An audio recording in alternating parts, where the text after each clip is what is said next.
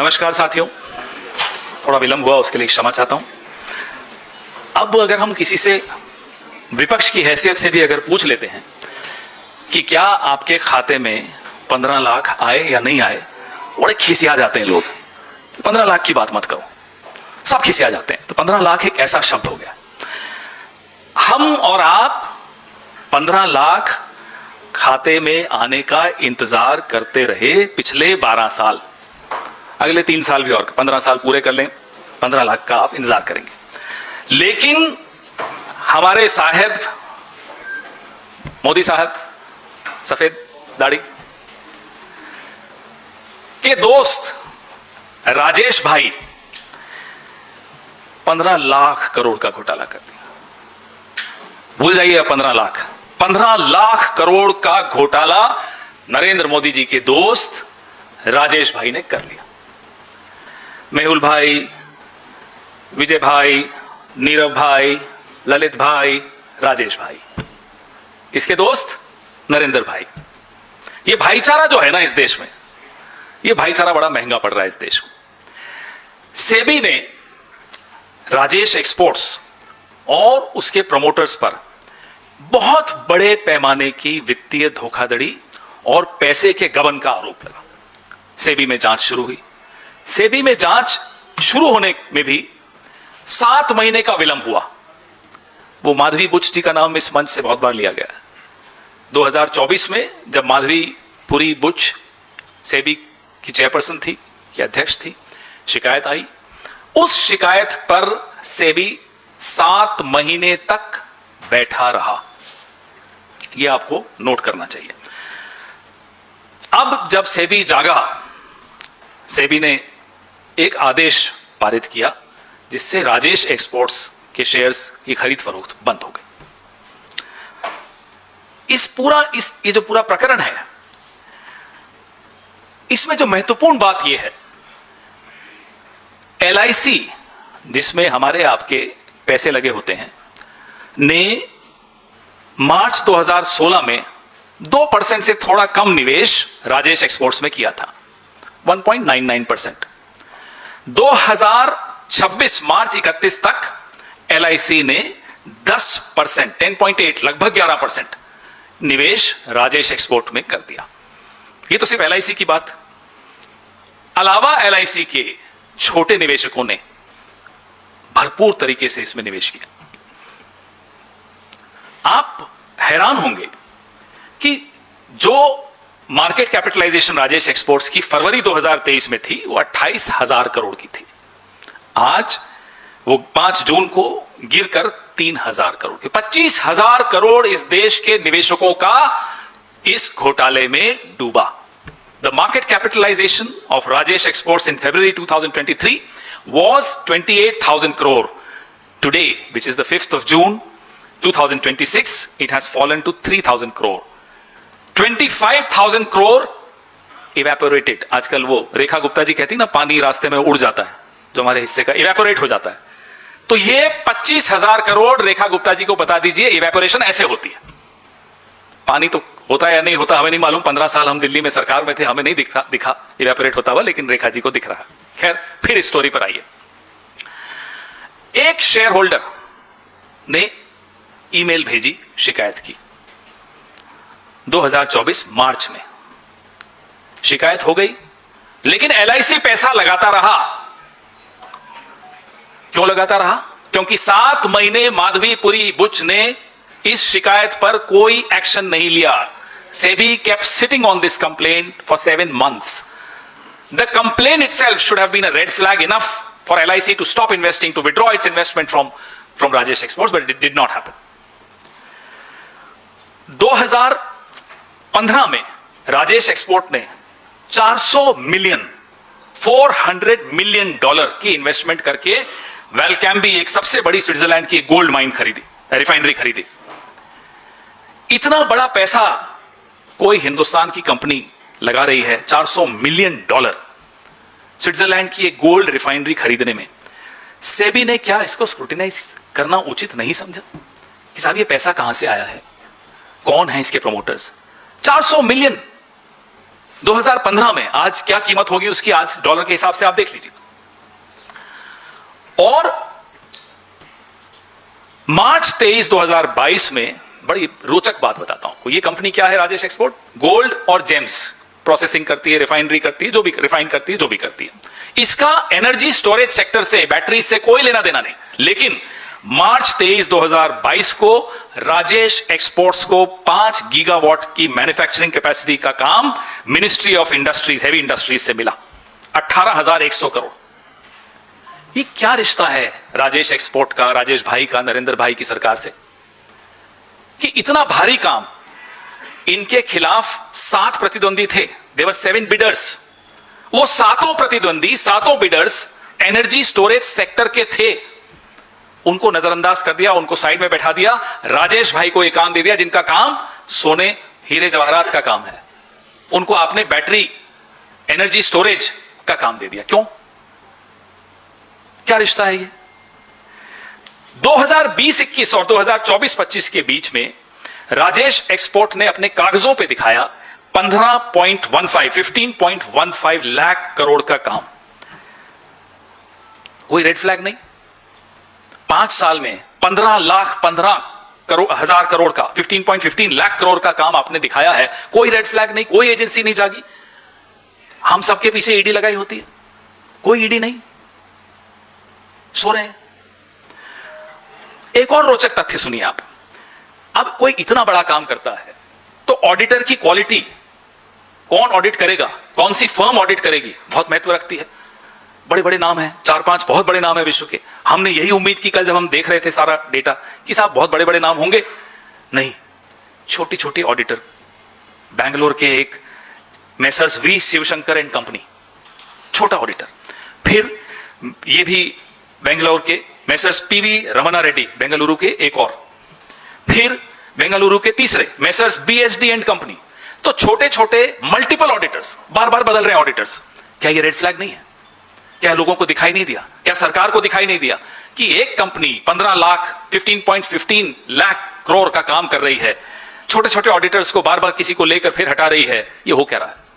कुछ घपला है ना, कुछ छिपाया जा रहा है। बड़े ऑडिटर्स नहीं, एक ऑडिटर लेकर आप उसी को पूरे 5 साल 10 साल रख रहे हो, वो भी नहीं। क्यों बदल रहे हो बार बार? ये सवाल तो हम सबके जहन में आता है कि आप बार बार ऑडिटर क्यों बदल रहे हो, आप इतने छोटे ऑडिटर्स क्यों रख रहे हो? यह भी हो सकता है कि ऑडिटर जिसको इन्होंने रखा उसने इनके कागज देखे, इनकी किताबें देखी और खुद ही भाग खड़े हुए हो डर के मारे कि साहब ये तो घपला है, मेरे को इसमें नहीं पढ़ना। यह भी संभव है, हमें नहीं मालूम कि ऑडिटर्स और इनके बीच में क्या बात हुई। तो जो मैंने आपको बताया कि शेयर होल्डर की कंप्लेंट हुई, उस शेयर होल्डर ने एक बहुत महत्वपूर्ण रेड फ्लैग क्या था कि मेरी एक कंपनी है, मैंने आपको कुछ सामान बेचा, आपसे मुझे पैसे लेने चाहिए, नॉर्मल बात है। हो सकता है मैं आपको 30 दिन का क्रेडिट दूं, 60 दिन का क्रेडिट दूं, एट द मोस्ट 90 दिन का क्रेडिट दूंगा। 3 महीने से ज्यादा का क्रेडिट तो कोई बिजनेस में नहीं होता। 2 साल तक मैं आपको सामान बेचने के बाद आपसे पैसा नहीं ले रहा। क्यों नहीं ले रहा? यह कंप्लेंट थी। और कितना पैसा? 2,914 करोड़, 2,914 करोड़ मुझे मार्केट से लेना है सामान बेचने के बाद, और मैं 2 साल तक नहीं ले रहा। क्यों? क्या ये रेड फ्लैग नहीं है? क्या ये चेतावनी एजेंसीज ने नहीं समझी? क्या सरकार की नजर नहीं थी इस पर? सरकार को छोड़िए, ये स्टैट्यूटरी बॉडी सेबी जिसके पास ये कंप्लेन आई, वो तक 7 महीने तक बैठी रही। ये मैं बार बार दोहरा रहा हूं सेबी का रोल, क्योंकि सेबी के बारे में हम प्रधानमंत्री को, सरकार को बार बार चेतला रहे हैं, साहब कुछ करिए, all is not well with SEBI. And here is the proof that all is still not well with SEBI. तो शेयर होल्डर ने देखा साहब कि जो पैसा आना था, रिसीवेबल्स जिसको कहते हैं अकाउंटिंग की भाषा में, वो पैसा रिसीव नहीं किया कंपनी ने, वो पैसा आया नहीं कंपनी में। तो जाहिर सी बात है कि कोई जेन्युइन बिजनेस, कोई ईमानदार बिजनेस में मैं बेच रहा हूं, आप खरीद रहे हैं, तो 2 साल तक आप मुझे पैसा नहीं देंगे, 2,914 करोड़ नहीं देंगे, मैं चुप बैठा हूं? ये कौन सी बिजनेस है? ये कौन सा काम है? ये रेड फ्लैग है या नहीं है? तो अक्टूबर 2024 में, मार्च के बाद अक्टूबर, 7 महीने बाद सेबी ने रिपोर्ट बनानी शुरू की और एक forensic auditor BDO India services limited को यह काम दिया कि साहब कंपनी के सारे फाइनेंशियल फॉरेंसिक्स करके हमें दीजिए। अब बीडीओ जो कंपनी थी उसके लिए भी काम आसान नहीं था। क्यों नहीं था? क्योंकि हमारे राजेश भाई, नरेंद्र भाई के राजेश भाई कोऑपरेट नहीं कर रहे थे, मदद नहीं कर रहे थे। बोले साहब नहीं, स्टोन वॉल एक अंग्रेजी में शब्द होता है, he stonewalled the inquiry, he did not cooperate, सहयोग देने से एक तरह से इनकार कर दिया। एक ईआरपी सिस्टम्स हैं, बुक्स हैं अकाउंट की, जर्नल डंप्स हैं, ये सब उन्होंने मांगे साहब कि आपकी फॉरेन सब्सिडरीज हैं उनके डिटेल्स दीजिए। जाहिर सी बात है, कोई फॉरेंसिक्स करने कोई कंपनी आएगी आपके पास तो आपसे सब कुछ मांगेगी, आपको देना भी चाहिए सही, क्योंकि इंक्वायरी हो रही है। इंक्वायरी कौन करा रहा है? एक स्टैट्यूटरी बॉडी करा रही है जिसका नाम सेबी है। लेकिन मन में डर नहीं है। ये असहयोग आंदोलन नरेंद्र मोदी जी के अंडर जो चलता है वो इस तरह का असहयोग आंदोलन होता है। हमारा असहयोग आंदोलन अलग था, ये असहयोग आंदोलन था साहब मैंने गलत किया है, सैया भय कोतवाल तो अब डर काहे का, मैं सहयोग नहीं करूंगा जांच में, नहीं किया साहब। ये तो बीडीओ की हालत हुई। तो जब आपको कुछ कागज ही नहीं मिलेंगे, और क्यों नहीं दिए कागज? बोले साहब हमारे फॉरेन कंट्रीज में बिजनेस चलते हैं, वहां के कानून हमें यह अनुमति नहीं देते कि हम सेबी की इंक्वायरी में फॉरेंसिक्स की जो कंपनी हमारे पास आई है उसके साथ सहयोग करें। ये देखिए कैसा बहाना है। हमारा देश एक आजाद देश है, एक सॉवरेन रिपब्लिक है। हमारी कंपनी, हमारे यहां की एक कंपनी हमें आंख दिखा के कहती है कि मैं विदेश के कानूनों से बंधा हूं, मैं आपके साथ सहयोग नहीं कर सकता। बहाना सुनिए, यह बहाना स्वीकार हो गया। कोई रेड फ्लैग नहीं, अरसे तक कोई रेड फ्लैग नहीं। डूबा किसका पैसा? मेरा आपका पैसा, एलआईसी का पैसा, फाइनेंशियल इन्वेस्टर्स का पैसा, एफआईआईज, छोटे इन्वेस्टर, सबका पैसा डूबा। क्यों? क्योंकि कोई किसी को सुला रहा था और कोई सो रहा था। सेबी को किसने सुलाए रखा 7 महीने तक? इतने रेड फ्लैग्स, अभी मैंने आधी से ज्यादा प्रेस कॉन्फ्रेंस किए, कई रेड फ्लैग्स आपको गिना दिए, लेकिन सब सो रहे थे या सोने का नाटक कर रहे थे। अब ऑडिटर्स को बुलाया गया, तो ऑडिटर्स ने भी ज्यादा सहयोग नहीं दिया। अब उनकी क्या मजबूरी हमें नहीं मालूम, उन्होंने भी सहयोग देने से इनकार कर दिया। अब आया साहब जून 3, 2026 यानी कि परसों सेबी का ये ऑर्डर। सेबी के ऑर्डर में ये लिखा है, egregious and unheard of and barring both the firm and Mehta, personally Mehta और उनकी कंपनी को बार कर दिया कि साहब आप ट्रेडिंग नहीं कर सकते। ये ऑर्डर आया। सेबी को करना क्या चाहिए था? ये सवाल हम सबके मन में है, आपके मन में है, देश के मन में है। इतना बड़ा स्कैम, हम ये जानना चाहते हैं कि जो पब्लिकली लिस्टेड इंडियन कंपनीज के लिए नियम बने हुए हैं कि आप अपने ऑडिटेड फाइनेंशियल्स, आपकी इन्वेंट्री, आपके एंड कस्टमर डिटेल्स सब कुछ साझा करिए। आपके जो ओवरसीज आर्म्स हैं जैसे वेलकैम भी है यहां, सब कुछ साझा करिए। सेबी के साथ साझा करना चाहिए था, सेबी को यह मांग करनी चाहिए थी, लेकिन नहीं हुआ। कैश फ्लो और रेवेन्यू का जो कोरिलेशन होता है, भाई आपका कैश फ्लो कितना है, यह भी सेबी को पूछना चाहिए था। आप बता रहे साहब मेरा रेवेन्यू इतना है, कैश फ्लो भी तो पूछना चाहिए था। दोनों के बीच में मैच कर रहा है या नहीं, कोरिलेशन है या नहीं, लॉजिकल दिखता है या नहीं, यह भी काम सेबी का है। और जो फॉरेंसिक एक्शन था, क्या इस फॉरेंसिक एक्शन में इतना विलंब जायज है? Is this delay in the forensic action on the part of SEBI justified? Why is it justified? How is it justified? Why were you sitting on this complaint for 7 months when there was a clear case of multiple red flags? Auditor की accountability एक national financial reporting authority NFRA होती है।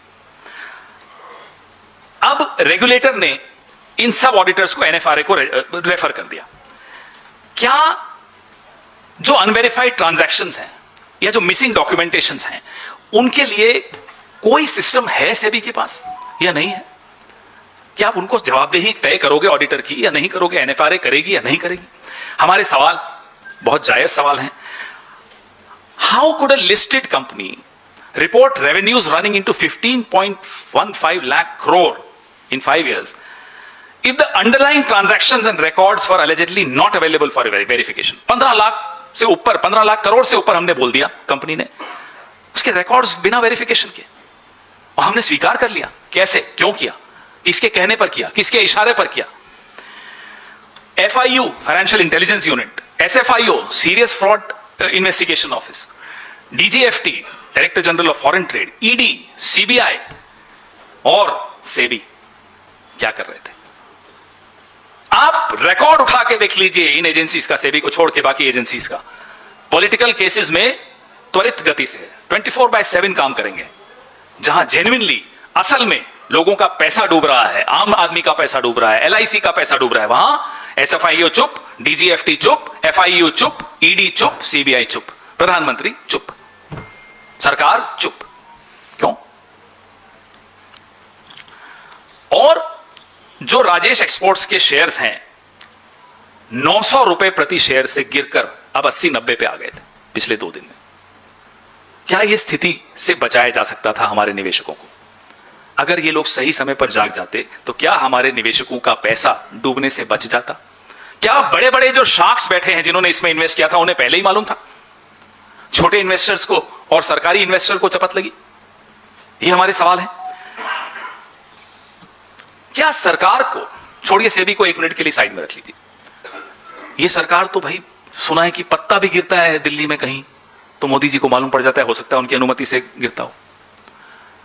हवा चलती है उनकी अनुमति से चलती है, सूरज उगता है उनकी अनुमति से उगता है, सूरज डूबता है उनसे पूछकर डूबता है, सब कुछ उनसे पूछकर होता है। तो मोदी साहब, आपकी सरकार को यह नहीं मालूम था कि इतना बड़ा घोटाला हो रहा है? इंतजार किया आपने 900 का शेयर 100 पे आने की, इंतजार किया आपने इतना लाखों करोड़ लोगों का डूब जाने की। क्यों इंतजार कर रहे थे? किसको बचा रहे थे? पैसा तो सबका, छोटे आदमी का डूबा। जिम्मेदारी कौन लेगा? प्रधानमंत्री लेंगे, निर्मला जी लेंगी जिम्मेदारी इस घोटाले की, जिम्मेदारी इस नुकसान की, जिम्मेदारी जो एलआईसी के साथ धोखा हुआ उसकी, जिम्मेदारी छोटे निवेशकों के साथ जो धोखा हुआ उसकी। जिम्मेदारी कौन लेगा इस सरकार में? हम ये जानना चाहते हैं। हम ये भी जानना चाहते हैं ये कुंभकर्ण की नींद सोने वाली ईडी को कैसे जगाएं, आप हमें बताइए। क्या उन्हें राजेश एक्सपोर्ट्स का आज तक, ईडी का अभी तक तो नहीं लॉन्च हुआ, कोई केस नहीं, कोई इंक्वायरी नहीं, कुछ नहीं। क्यों? 48 घंटे से ऊपर हो गए। अभी सरकार की हालत यह है कि कंप्लेन बाद में जाती है, ईडी पहले पहुंच जाती है, फिर वो कंप्लेन बाद में दिखाई जाती है जस्टिफाई करने के लिए ईडी की मूवमेंट को। यहां कंप्लेंट हुए को इतने साल हो गए, ऑर्डर आए को 48 घंटे हो गए, ईडी नदारद, सीबीआई नदारद, डीजीएफटी नदारद, एसएफआईओ नदारद, एफआईयू नदारद। और मोदी साहब, आप बताइए क्या कर रहे हैं? आपके सवाल।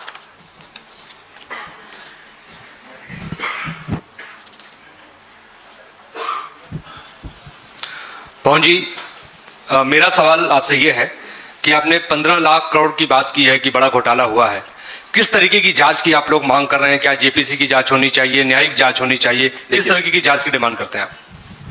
हमें सलाह दी जाती है मोहित जी कि शादियां अपने घर में जो है ना थोड़ा डिले कर दो, सोने की अंगूठी मत खरीदो, मंगलसूत्र मत खरीदो। प्रधानमंत्री आके अपने मन की बात सुना के चल देते हैं। उनकी नाक के नीचे इतना बड़ा लाखों करोड़ का घोटाला हुआ। एक फोटो चल रही है सोशल मीडिया पे मोदी जी प्रधानमंत्री बनने से पहले की, उनकी फोटो इस व्यक्ति के साथ। इतना फोटो कैसी है, असली है नकली है, वो आप जानिए, चल रही है। इतना बड़ा घोटाला उनकी नाक के नीचे हुआ और होता रहा और वो चुप रहे, सारी एजेंसीज चुप रही। तो ये क्या माने हम इसको? ये हिस्सेदारी है, ये भागीदारी है, ये चौकीदारी है, ये है क्या? तो हम इसीलिए कह रहे हैं कि ईडी जागिए, सरकार को हम कह रहे हैं जागिए, इंक्वायरी करके कुछ तो बताइए, जवाबदेही तो तय करिए कि इतने साल तक आपने ये घोटाला कैसे होने दिया।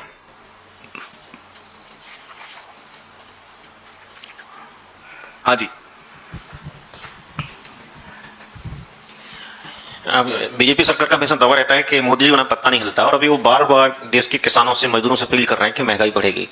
तो इसका मतलब, और ये घोटाला भी कई साल चल रहा था, 2024 में ये प्रकाशित में आया, सेबी ने कोई कार्रवाई नहीं की। तो क्या लगता है अभी इस तरह के बहुत सारे स्कैम्स जनता को देखने के लिए बाकी हैं?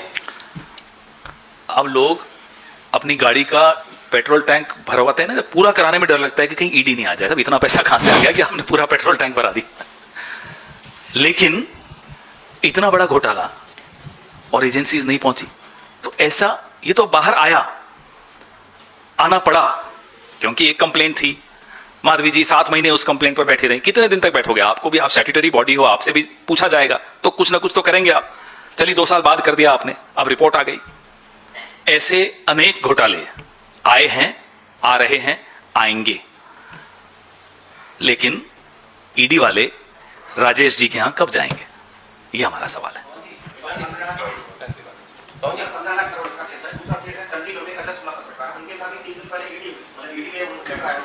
मैंने देखा था। यही है, ये तो अंधेर नगरी चौपट राजा इसीलिए कहते हैं। एजेंसी जो है ओवरबर्डन है पॉलिटिकल काम से और राजेश सुरेश पे ध्यान नहीं दे पा रही हैं। हम ये सोच भी रहे थे उस दिन कि ईडी के अधिकारियों को, कर्मचारियों को हम एक बार बुलाएं और पूछें उनसे, आपको ओवरटाइम मिलता है? क्योंकि आप तो पूरे 24 घंटे पॉलिटिकल लोगों के पीछे घूमते रहते हैं। उम्मीद करते हैं कि ईडी के कर्मचारियों और अधिकारियों को मोदी सरकार थोड़ा ओवरटाइम जरूर देती होगी। ओवरबर्डन है, बेशक ओवरबर्डन है, ओवरटाइम भी शायद नहीं मिलता होगा। हमें इन पर दया भी आती है, बुरा भी लगता है, इनके भी परिवार हैं, सरकारें आती रहती हैं, जाती रहती हैं। अब ईडी के कुछ अधिकारी तो ऐसे हैं जो घर जाते हैं तो उनके घर वाले उन्हें नहीं पहचानते, दिन भर बेचारे बाहर रहते हैं, कभी कांग्रेस के किसी नेता के पीछे, कभी किसी और विपक्ष के नेता के पीछे। जब तक ईडी विपक्ष के नेताओं को नरेंद्र मोदी नामक ब्रांड की वॉशिंग मशीन में नहीं ले जाते, अमित शाह के वॉशिंग पाउडर में नहीं धुलवाते, तब तक उनका काम नहीं खत्म होता। तो ओवरबर्डन है, इसलिए असली जो चोर हैं वो बच के भाग रहे हैं। Pawan sir, in 2014, we have seen the bank balance of Rajesh Exports that claimed around 9,826 crores in bank balance. But at the same point, it has shown the debt of around 2,700 crores. So it was quite questionable at that time in 2014-15 also that the company with a surplus of money was having a debt of around 2,700 crore. So these were the lapses that were also pointed out at that point of time. So did it go without check and balance? Well, there are several such companies where you will see the debt as very high and the ratio very high, yet they keep getting work, they keep getting business, they keep getting the patronage of the government, and they keep going unchecked. This is not the first example. There are several examples, and we've spoken about those examples in the past also, and we'll keep highlighting more examples, more such examples. You're right, it definitely went unchecked. इस पे अगर नहीं है तो फिर पूछ लीजिए। मैं हरिओम हूँ, झारखंड रिपोर्टर से। झारखंड से इस पे पहले किसी नहीं, इस पे तो हमारा एक्सपर्टीज नहीं है सर, हमारा एक्सपर्टीज इस पे है। उस झारखंड पे मेरा एक्सपर्टीज नहीं।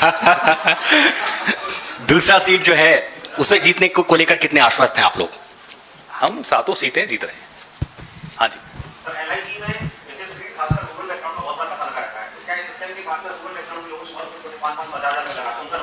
देखिए, उनका तो नुकसान भारी हो ही रहा है, उसके साथ साथ आप जो निवेशकों के लिए माहौल होना चाहिए अर्थव्यवस्था में, एक समाज में, वो माहौल आप खत्म कर चुके हो। Credibility of your market is over. तो कौन इन्वेस्टर आएगा, मुझे ये बताइए। अभी मैं एक रिपोर्ट पढ़ रहा था, 400 करोड़ पर आवर इन्वेस्टमेंट्स यहां से बाहर जा रही हैं। 400 करोड़ प्रति घंटे के हिसाब से इस देश से इन्वेस्टमेंट विड्रॉ की जा रही है। कारण ये है आपके सामने, जब इस तरह के घोटाले होते रहेंगे और सेबी सोता रहेगा, एजेंसी सिर्फ पॉलिटिकल काम करेंगी, तो जाहिर सी बात है निवेशक रूठ कर चला जाएगा, निवेशक अपना पैसा विड्रॉ करेगा। Sir, you have been continuously raising a concern regarding the relations of India with Russia.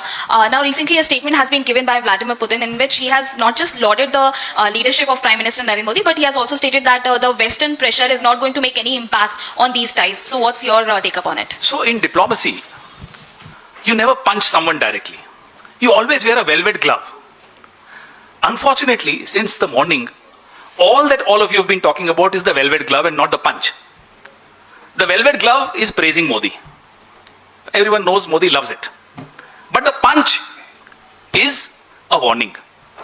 What is the warning? Do not get close to America. That's the punch.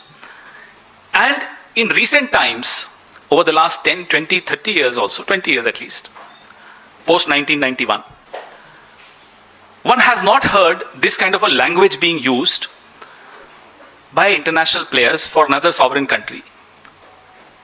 This also shows the complete collapse of the credibility of our foreign policy.